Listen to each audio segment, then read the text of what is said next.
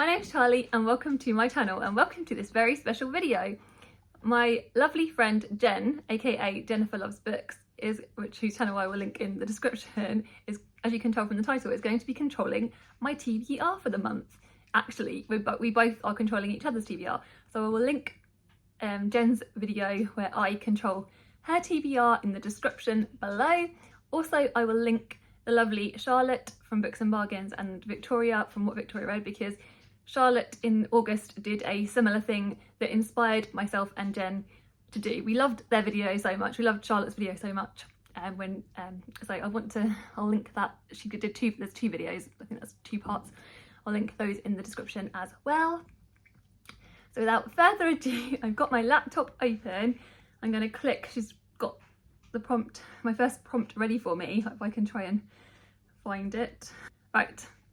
So I'm going to click on it and I will do the funny footage thing where I will attempt to put myself in the corner of the screen and make Jen nice and big so you can see her lovely face. Right, here we go. I'm going to be doing it. Hi Charlie, thank you for allowing me to choose your TBR. I feel very excited about all the power I have over your life. For prompt number 1, I have chosen a specific book from your TBR for you to read. And that book is Big Swiss by Jen Began. So this is a book that I read last year and I gave it 5 stars. It was one of my favourite books of the year. I thought it was really, really funny. I absolutely loved it. I do believe it's a bit of a divisive book. I've heard some people say they really hate it. So I'll be very interested to hear what you think of it. So I had this feeling in my gut that Jen would pick this, because this is one of the books on my shelves that actually the reason I wanted it, because this is one I acquired from one of my friends because I'm obviously hearing Jen talk about it, and so that's why I actually got it on my shelves to begin with, because of you lovely Jen. And yeah, so it's funny, I should have known that this was going to be the one that you picked to start with, but I've been kind of scared to read it because I don't want to not like it, and I have heard like kind of mixed things like you said. So but yeah, this is a good pick though, and it's been sat on my shelves for a little while this year, so yeah, I can't wait to read it. I'll go and grab it off my shelves actually, and then I'll edit myself showing you the cover in. So yeah, so here's a book off my shelves, and yeah, I can't actually wait to read it and see what I think of it. And it's not super long. I feel like it's quite doable. I think it's sort of 300-ish pages. So yeah, and also as I know, I remember you loving it. So yeah, good first book to start with. And also, I forgot it's by a Jen. Picked by a Jen, written by a Jen. It's fate. See you on the other side when I start reading it.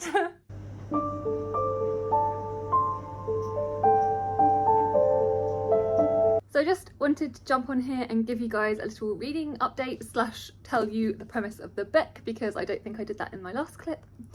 So for those of you that are unaware, Big Swiss is about, we're following predominantly, especially at the beginning, because obviously I'm only literally a few chapters in, we're following Greta, who has had a few different jobs in her life, which we go back and hear about. But at the beginning of the book, she is working with this psychologist and she is transcribing his notes. And I believe this book, and so there's specifically one person that she's interested in, which is the titular character of Big Swiss. And so yeah, I'm guessing that there's going to be this romance, this queer romance, I'm guessing, because this is what the blurb says, but I haven't quite got to that bit yet. But yeah, the first few chapters, how many chapters have I read? I've read like the first 3 chapters, and yeah, so I've had a very good start with it. I'm really enjoying it. I really like the character of Greta, and specifically I really like her roommate, who is, I believe she's like 55-year-old Sabine, her name is. So I think because Greta is 45 and Sabine is 55, I think that's right. Correct me if I'm wrong in the comments. And the reason I'm pointing that out is just because it's fun to read. It's sort of enjoyable to read about someone somewhat characters near up my own age, because I am in my early 40s, and yeah, so it's just a bit refreshing to sort of read about a slightly more sort of middle-aged characters. Is that right? I can say that because I am middle-aged, so yeah. Yeah, and yeah, Sabine is quite wacky and I would say, and a little bit outside the norm, because there's this point where they discover that there's bees in the house, and rather than evict the bees, she tries to preserve them in the house and continue to live with the bees in the house sort of somewhat safely. And it's just very charming because, you know, you guys know, if you know anything about me, I love bees. So I just thought that was really lovely and also quite funny and shows her character. The only thing I noticed, so Greta, I'm assuming maybe this will change, but Greta's dog is a Jack Russell. This is my slight niggle. Greta's dog is a Jack Russell. Obviously this dog on the front cover is a Jack Russell, but Greta's Jack Russell is a black and white Jack Russell. So assuming that when we meet, because like we find out in the transcripts, Greta's she finds out that Big Swiss has a dog. I'm assuming this will be Big Swiss's dog. I do not know because we haven't got to that point yet. And this will be Greta's dog, but this can't be Greta's dog because Greta's dog is a black and white Jack Russell. So unless something happens to Pignon, I do not know. Unless they've just got it wrong with the publishing thing of it. It's just like a little slight niggle that kind of like drives me crazy. I'm like, well, unless something's going to happen to Pignon, you've spoiled it for me with the cover. I don't know. I hope nothing does. I do not like a doggy death in a book. Anyway, yeah, that's that. Very good impression. I really like the writing style. There's like a couple of like little niggles of it. There was like a moment where she's sort of, I think she's kind of sort of more back in her past, talking about one of her previous relationships. Maybe this person that she's in the previous relationship has Asperger's, and then she was like, oh, maybe it's not, maybe they don't have Asperger's, maybe I have Asperger's. And it's kind of like, it was like this throwaway comment which no one else would probably pick up on, and it probably wouldn't bother anyone else, but because it bothers me. We are a neurodivergent family, and so like I feel like I don't like it. It's like when people say, oh, it's so OCD, and it's like, no, that's not OCD. It's like, you understand. Those of you that, please, get me if you get me. Anyway, so that aside, those are just little tiny niggles, which I'm sure won't be a big thing in the book. Right, another thing I wanted to say was about the lovely Jen, because I really didn't tell you, like, I just love Jen. I just wanted to put this in here. Like, Jen is like the sweetest person, and I know you guys would have seen, because obviously when I've done vlogs before, she's appeared in our vlogs, and I just wanted to do a special mention that you all, I'm sure you all are subscribed. If you're subscribed to me, you're probably subscribed to Jen, but yeah, she's just like the most wonderful person, and I cannot speak highly of her enough. So yeah, I really, really want you to go over and subscribe to Jen's channel, and because she's just like the loveliest, very funny person, and I just adore her, and she's like one of my lovely booktube friends. So yeah, just wanted to add that in here because I don't really feel like I properly said that in the first clip. So yeah, because I was just too excited to get to the prompts and pick my book and hear what she'd said, so that's why. No, I'm looking forward to reading more of this. I'm also, I don't know if I said to you in the first bit again, because I'm also currently reading Royal Assassin. There you go.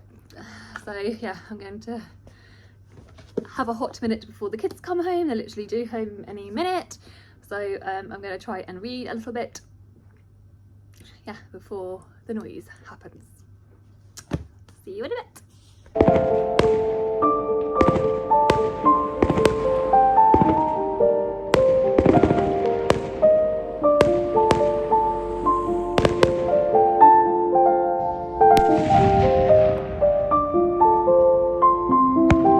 So I have finished Big Swiss, and so my overall thoughts are that I actually really enjoyed this. The last section I sort of sped through. In fact, I may have stayed up till past my bedtime, until nearly midnight, to try and finish it, partly because that's who I am when I really get into something, and partly because I just really wanted to finish it and find out what happens.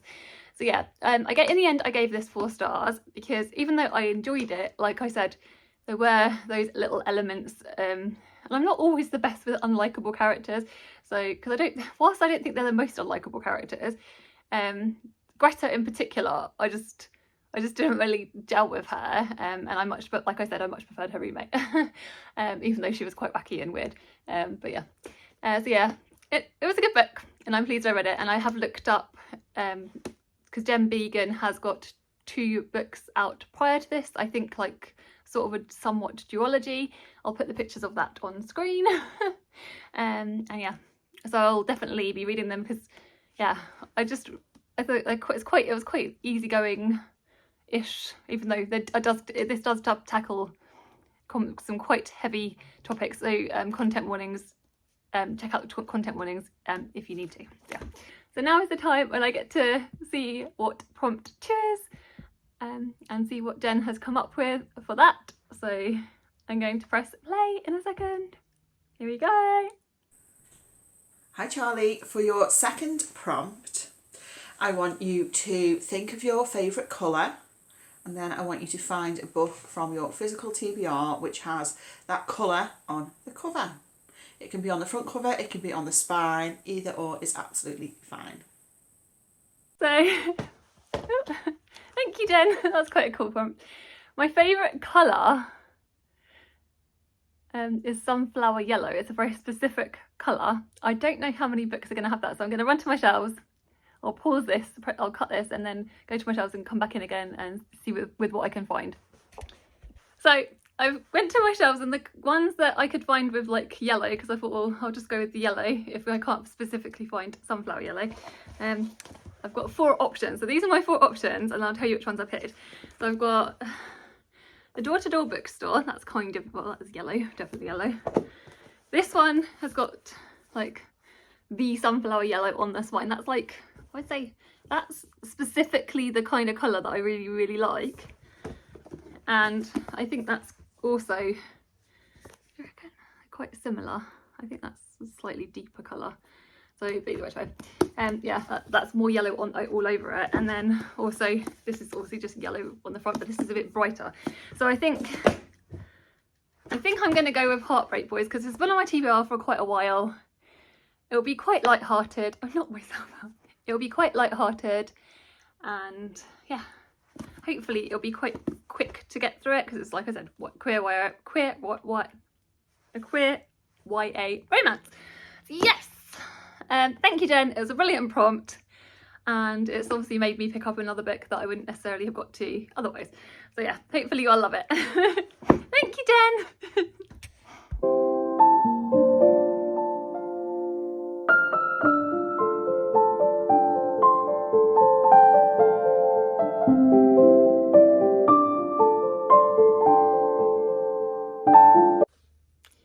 So the footage you guys would have just seen was taken when I was in New York. It was on the Sunday morning, and myself and my husband had gone out for a really early morning walk, and we spotted this hot air balloon. And so I just wanted to show you guys, because it was like a special moment, and it was like a special memory of, like, we were out for a walk and we spotted it, and it was just yeah, it was an unexpected treat to witness. So hopefully you guys liked it too. I've come on here to wrap up some of the books that I've done and also collect my next prompt.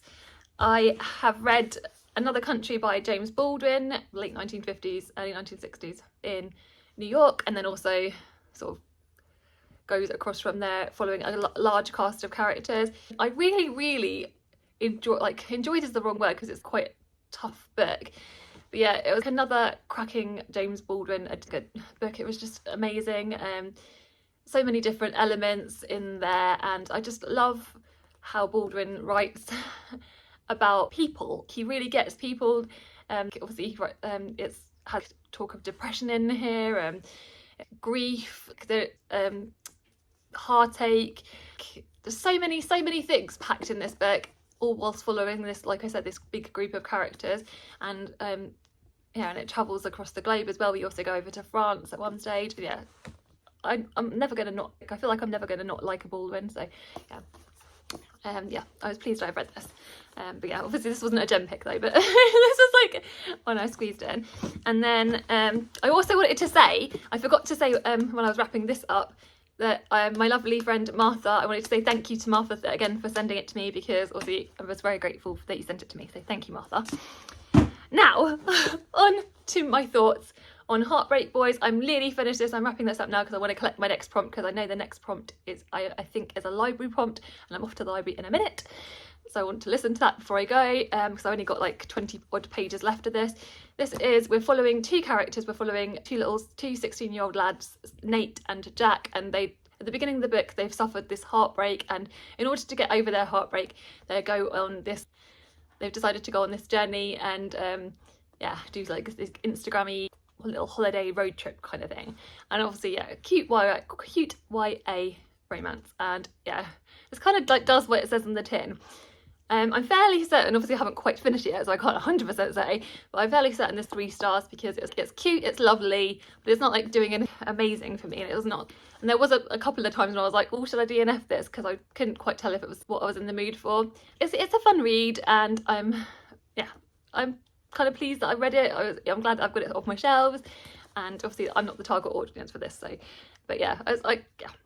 I liked it. I've liked it for the most part, so yeah.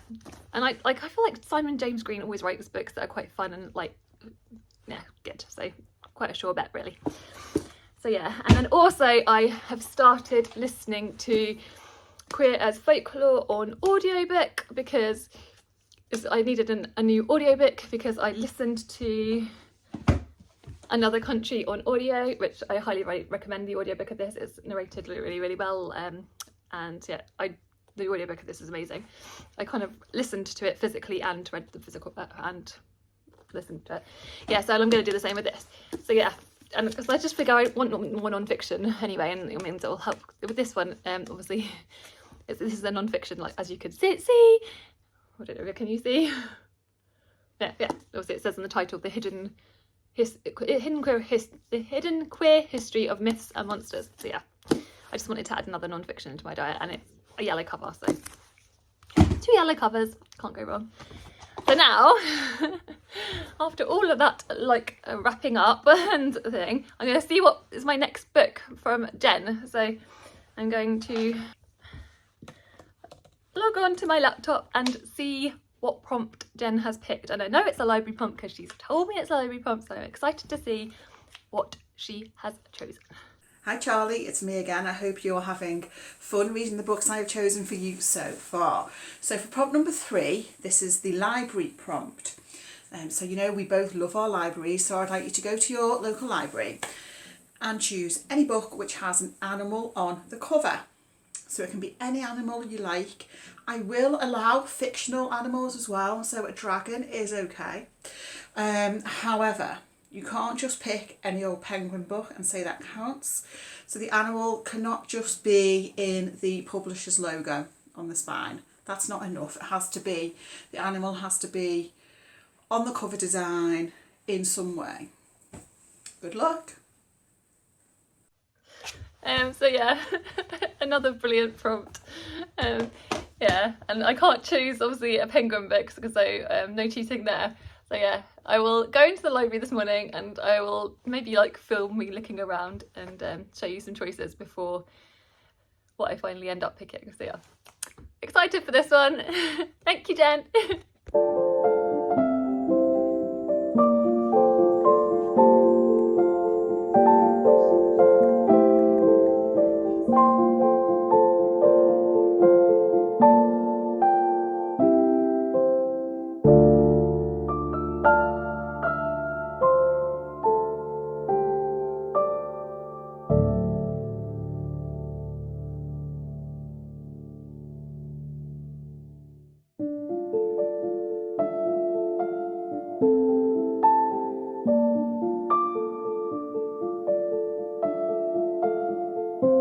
So I'm back from the library. It was a very busy morning. Yeah, it was lots of fun, and I've found lots of amazing books, which I will show you in a second. One book I picked up, which doesn't fit the prompt that Jen gave me, is this one. It's Northern Soul by Phil Earle, and I think this is like a YA. I think it's like a little YA romance, but I think this was longlisted for the Books in My Bag award this year. And I'm fairly certain this is like dyslexic friendly, because if you look at it, printed on slightly, I don't know if you can tell on this, but it's got slightly yellowy paper. So yeah, I'm fairly certain this is dyslexic friendly. So yeah, it's like a short, originally thought this was like a novel told in verse, but it's not. Yeah. It says about Marv's 14 and his life is simple. There's football and his best mate Jimmy. Nothing else matters until a new girl at school called Carly crashes into his life. So yeah, there's one girl, 0 chance. That's what it says. So yeah, hopefully it'll be fun. It's very, very snippety, so hopefully I'll get to it. If not, I will return it. Now, for Jen's prompt, obviously, I was hunting around, as you would have seen, and I picked up 3 books because what I thought I'd do is I'm very rubbish at choosing, and it's always better to get more books in the library than less, because obviously supporting libraries is so important, and I love my library. So I'll go through like my thought process. The first thing that I knew I wanted to try and pick up if it was there is I wanted to get Dragon Rider again, because obviously as you would have seen, Jen said that, you know, I could get creatures that were mythical, and also she hinted about me being able to pick up a dragon book, and I've read a few dragon books this year, specifically in the last few months. I've been loving reading my dragon books, and this is one that I had picked up intending to read, but I hadn't quite got to because it's obviously quite chunky. I still might not get to it for this challenge, but I may. If not, I will park it on my shelves for December as maybe like a Dragon December thing. I don't know, we'll see. But we'll see. I'm going to try a chapter of it, so yeah, I'll try a chapter of this, and then this was one that I saw and specifically picked up because I thought, well, it's kind of gives me Jen vibes, because obviously there's the word murder on the front, and I had to pick up like a murdery book for Jen. Jen loves murdery books, crime books and things like that. So yeah, and like when I looked at the blurb, it kind of looks, it says on the bottom, it's an Armstrong and Oscar cozy mystery. So I think it's a series, I'm fairly certain. And this specific one, they've gone to Portofino, and it's like, it looks like there's like this reality crew there, so like sort of Made in Chelsea types, and then a murder happens, a body's washed up on the beach, I'm fairly certain. So yeah, this is very short, and yeah, I'm excited to try this, even though obviously it's not very wintry and it's obviously very summery, but maybe that's a good thing if I like the writing. We'll see. And then the one is going to be my most likely to read for this challenge is Layla and the Blue Fox by Kieran Millward Hargrave and her husband Tom DeFreston. I think Tom DeFreston may be the illustrator of this. I could be wrong. Correct me if I'm wrong. And obviously this environmental cute, like not cute, but obviously story of the character and the Layla and the fox. So we shall see. Yeah, I feel like I'm leaning more towards this, and yeah. The illustrations are so gorgeous in this. Actually, if I show you, I've got some illustrations here, and obviously here. But yeah, and obviously the creature is the fox, and obviously I forgot to mention, obviously the creature on the front of this is obviously a dog. So yeah, and the other one was a dragon. So yeah, hopefully I will come back to you and show you. Talk to you once I've read a chapter and decide which one I'm going to pick for the challenge. So.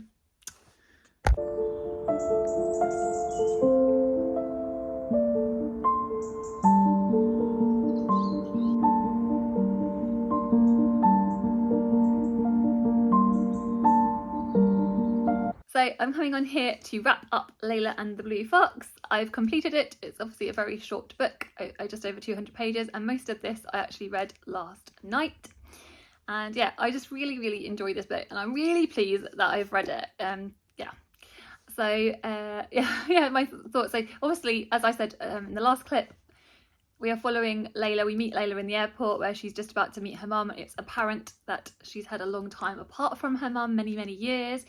And Layla was a refugee from Damascus, so that's in Syria, and so she's obviously had the experience of coming over. She's got this sort of traumatic background of having this experience of coming over from Syria, from Damascus, which you do hear about this in the book, and then being with her, I think it's her auntie, and living with her auntie, and then in the book obviously then being reunited with her mum. So you have this story, this mother-daughter sort of relationship, sort of this story of like the separation and the stuff that's gone on between them, and them sort of reconnecting, and then also you hearing from the perspective of this little blue fox, which, like I said, the blue fox story was inspired by a real life creature that they'd found travelled the longest distance ever recorded by an Arctic fox, I believe. So yeah, it's just really beautiful. Like I said, the drawings, the illustrations in here are just stunning. It's a beautiful little book with so much heart, and there's such a strong message in here about, like I said, about immigration and just so many other themes as well. So yeah, one I'd highly recommend, and I gave it, well, I haven't given it a rating yet, but I think it'll be like 4.25 5 stars, I think, 4.5 stars sort of thing. Yeah, really, really good book. So yeah, now I've done that one, which means I can get prompt 4 from Den. So I'm going to look and see what you have come up with, Den. I'm very, very excited to see. So I'm pressing play now. Hi Charlie, I'm here with your 4th reading prompt, and this one I'm going to pick a specific book from your physical TBR that I would really like you to read, and you may be able to guess what this is going to be because I want you to read Falling Animals by Sheila Armstrong. So this is a book, as you know, that I read earlier this year. It's one of the few 5-star reads I've had so far in 2024. I think it's a book you might really like, and I'm really, really looking forward to hearing your thoughts. Oh, yay! I'm so pleased. I knew that you would pick this. I really, really, really, like, out of all the books from my shelves, this is one that, like, yeah, and I was hoping that you'd pick it too, even though, like, I am scared of, again, not liking it, but, yeah, I enjoyed Big Swiss, so hopefully the hallmarkings are there, and I know on the cover, I'll quickly go and get the book and show you guys. Yeah, so, as you can see from the cover, there's a quote by Louise Kennedy on there. And yeah, Louise Kennedy wrote Trespassers, which was one of my favourite books from the Women's Prize the year that it was out. I think it was like a couple of years ago now. So yeah, and the reason I even bought it was because obviously I bought it just recently, knowing that Jen loved it. So yeah, oh thank you Jen, this was brilliant. This is perfect excuse to sort of get to a new book that yeah, on my shelves, and it's very rare that we can pick up something brand new straight away. So yeah, thank you for picking it for me. I can't wait to try it and yeah, tell you what I think. So I just wanted to come on here and give my first impressions of Falling Animals. I'm about 20% into this so far, so it's a little bit over a first impression, but yeah. Yeah, so basically, obviously in this book, this is sort of told from multiple perspectives, and like I said at the start of the book, you're hearing about, I don't know where I said this, but at the start of the book, the very first like chapter, there's a guy that comes down to the shore and there's a dead seal on the beach, and it's basically him removing the dead seal. Then after that, there's a body that appears on the beach, and it's basically, again, you keep hearing from all these multiple perspectives, but it's sort of surrounding that. So yeah, first of all, I wanted to say about this that the writing is gorgeous in this, and quite quickly into reading like the first chapter, I had this feeling that I just wanted to listen to the audiobook. So I've actually got the audiobook and I'm reading it physically and listening to the audio, which is like one of my favourite things, you guys know. And so anyway, the audiobook is amazing, highly recommend, obviously. But something's just happened that has like massively, is like one of my bookish icks. And what's happened is that there's a section in the book where this woman, there's a cat that's had little kittens, and obviously I'm assuming they cannot afford to look after the little kittens. So I'm guessing this is all like metaphors for the town and etc. like that. I'm sure this is true. But what happens is the woman then drowns these kittens, and you're like hearing about these little kittens like squealing and yeah. So instantly, as much as I'm loving this book, I'm just like, no, don't kill the kittens. Like that, not to, like, if you're going to kill kittens in a book, that will take a star away. I'm sorry. So at the moment, I'm just like a little bit annoyed that Sheila Armstrong has just killed a load of kittens in a book I've been enjoying. So I don't know. Hopefully the writing will save itself and I will just carry on enjoying it. Yeah, it's not like a super plotty book, but yeah, it's just very gorgeous writing, like I said. But yeah, at the moment, I'm just like, so yeah, hopefully there'll be no more animal death, because like I said, I do not enjoy that in a book. So yeah, I will carry on and I will keep reading it and let you know my thoughts when I finish it.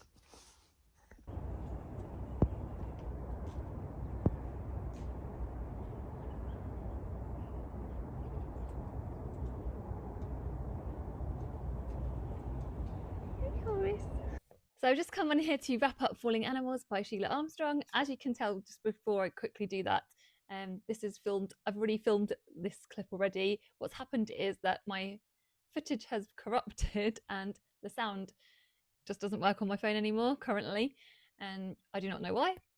So I'm just re-recording my thoughts here, and then you'll see me react exactly as I did already react, and you'll hear that the sound is a bit off. I have tried to like change the levels and raise it a little bit, but yeah. So if you just bear with me for the next little bit, if you know what I mean, after this. And I'm wearing this Christmas jumper because I've just been filming the first Christmas cracker with Charlie, which I will link if it should already be out at this point.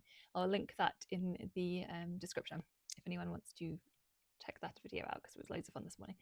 So anyway, yeah, so I finished Falling Animals by Sheila Armstrong, and my overall thoughts on this is that I really, really loved this book, and it's just like as I said, I was listening to the audiobook of it, and it's just really, really enhanced the writing and the prose.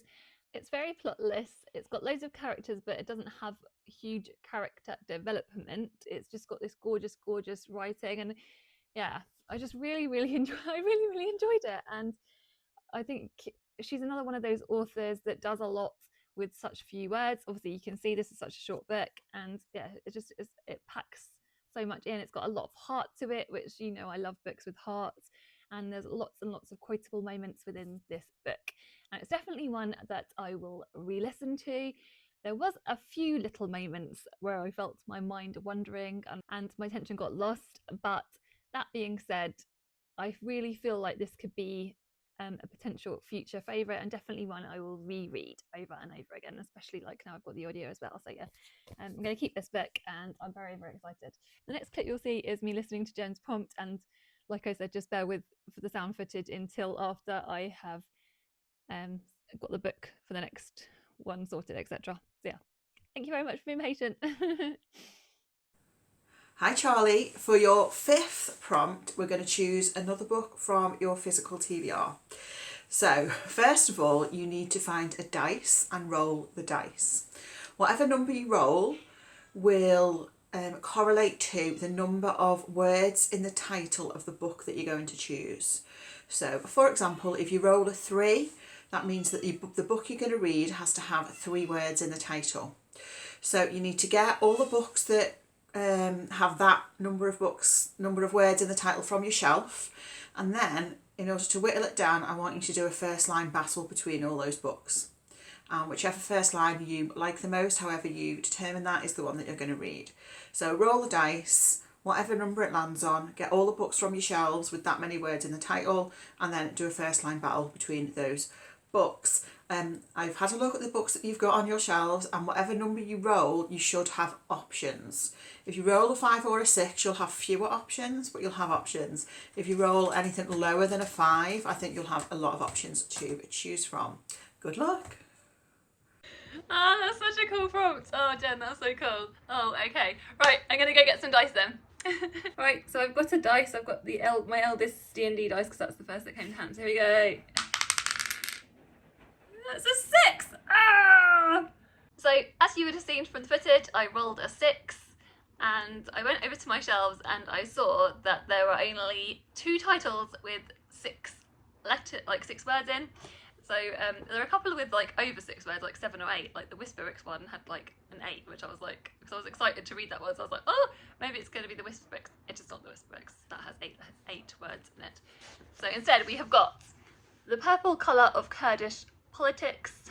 It's a non-fiction account by female politicians writing from prisons. Obviously this is going to be extremely brutal. This is a book that's by the Pluto Press, which are an indie publisher here in the UK, and they make amazing books. So yeah, I'm excited to see what the first line is on this. And then also, one that I'm fairly certain Jen has read is I Who Have Never Known Men by Jacqueline Harpman. I'm fairly certain that this is one that Jen has read and also loved this year. I'm fairly certain, was it this year you read it, Jen?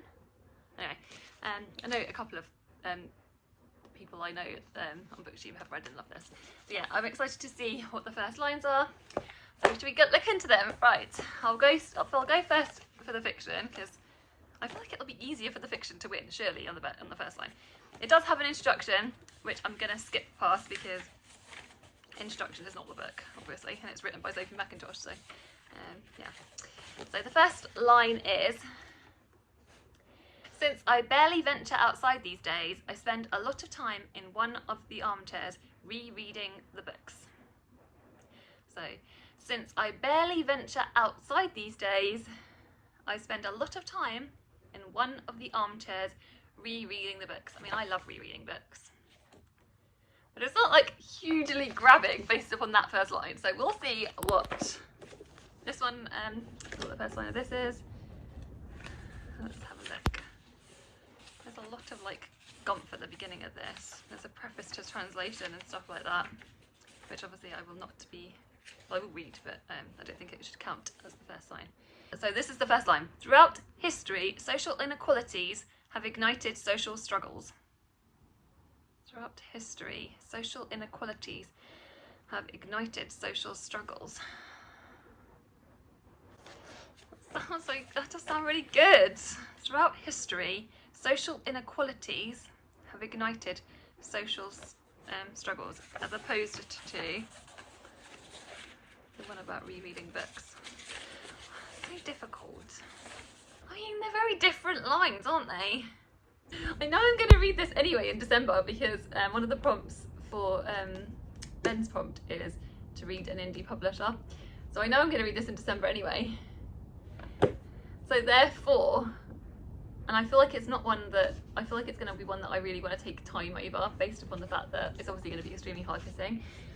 I know that's not the point of a first line battle, but my executive decision based upon the kind of book that I know this is going to be and the time it's going to take to read it and the time that I have to read, and it is still an amazing first line, but I do think this first line also is strong. I think I'm going to go with this because it's extremely short. Again, not part of the battle, not part of it, but yeah. The actual first line did still grab me, and I love rereading books, so that is my decision. And yeah, I will be getting, as I said, I will be getting to this in December for Ben's final prompt. I may start this early anyway, as soon as I've finished this reading vlog. So yeah, excited to read this, yay! So thank you, Jen, for that prompt, and I'll let you guys know when my initial first thoughts on it. So yeah, see you in a bit.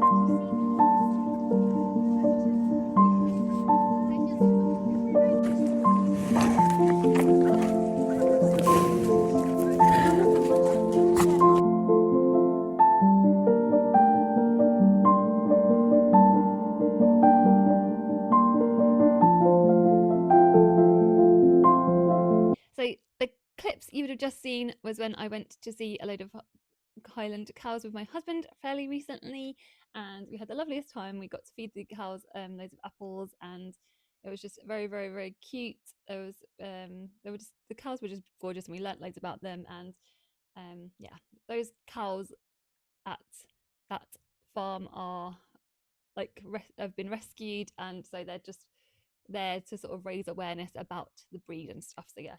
But yeah, it was like the loveliest day, and yeah, I hope you guys enjoyed seeing a little bit of the footage. So I've come on here to wrap up my thoughts on I Who Have Never Known Men by Jacqueline Hartman. I would have given you like a first impression of this, but as you would have seen from a few clips ago, my sound broke on my phone, so I couldn't do that until a microphone arrived. And so yeah,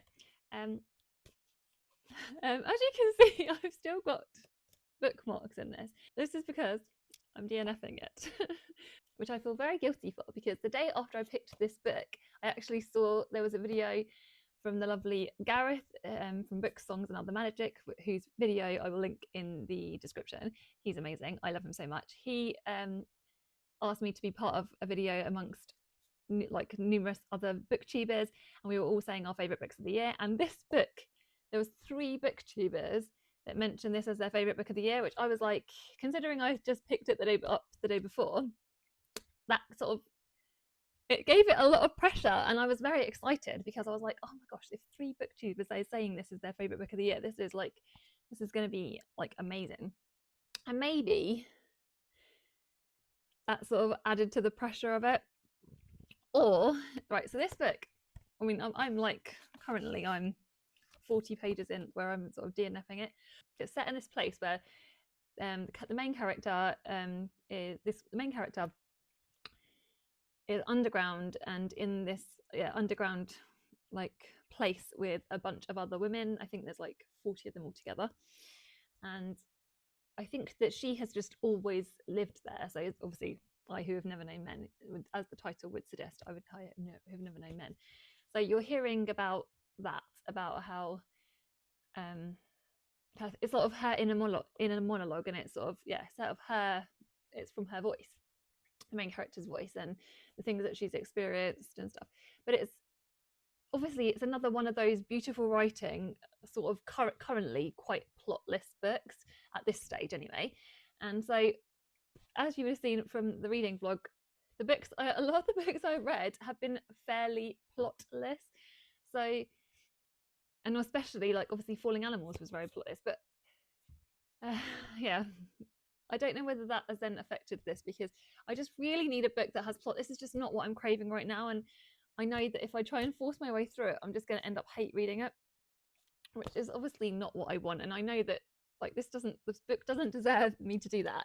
And I know loads of people, like I said, have loved it. So yeah, it's just one of those things. It's a me problem, not the book problem. And the average rating on this on Storygraph is well above 4 stars. So yeah, this is I'm definitely in the minority. Maybe like if I come back to this at a future point, I will love it. So I'm not saying, again, it's one of those, I'm not saying I will never read it again and like etc. But yeah, this is just not the time for me and this book. And it's quite ironic that the last book of the Jen picks is a DNF for me, because obviously we know, like I said, Jen is the queen of DNFs. So it's quite ironic that I finish on a DNF. Right. So what I'm going to do now is, I'm going to go through the books that like Jen picked this over the course of this vlog, and we will rank them. I think that's like obviously a fair and fun thing to do. Obviously in last place we will have I Who Have Never Known Men by Jacqueline Harpelin, just because of the fact that obviously I DNF'd it, so therefore it's only fair to put this in bottom spot. Yeah. It's what it is. Sorry, please don't hate me, Booktube. And then based upon the ratings, the next book I gave Heartbreak Boys 3 stars, so that's 4th on my list. Then the only way is up from here, because the other 3 books I did actually really enjoy. So we've got the next one is going to be Big Swiss by Jen Began. I really enjoyed this book, and like I said, I'm going to check out more books by Jen Began, because I just really enjoyed the writing. So yeah, whilst it wasn't 100% perfect to me, I can see why Jen loved this one. And then it's between Layla and the Blue Fox and Falling Animals. So I think I'm going to put this is a really tough choice. I think I'm going to say Layla and the Blue Fox in second, and then I'm going to say that my favourite book from this whole list was Falling Animals by Sheila Armstrong. I just really love this book, and I'm tempted to like start listening to it all over again, because I just really enjoyed it. Maybe I should have rated it a bit higher, but yeah, I also gave this 4.25 stars. I gave Layla and the Blue Fox also 4.25 stars. So yeah, that is me. So yeah, thank you so much, Jen, for doing this with me. It's been, like I said, it's been the most fun. Also, you guys need to go over and check out Jen's video, which I will link in the description, and you can see which prompts I picked for her and how naughty I was. Yeah, I also had fun doing that as well. So yeah, thank you guys for watching. Yeah, let me know if you like this kind of video, if you want me to do this in the future, and if I can bully Jen to come back on and find some more prompts in the future. Let me know if you guys are interested or whatever. So take care, and sending you lots of love. Bye.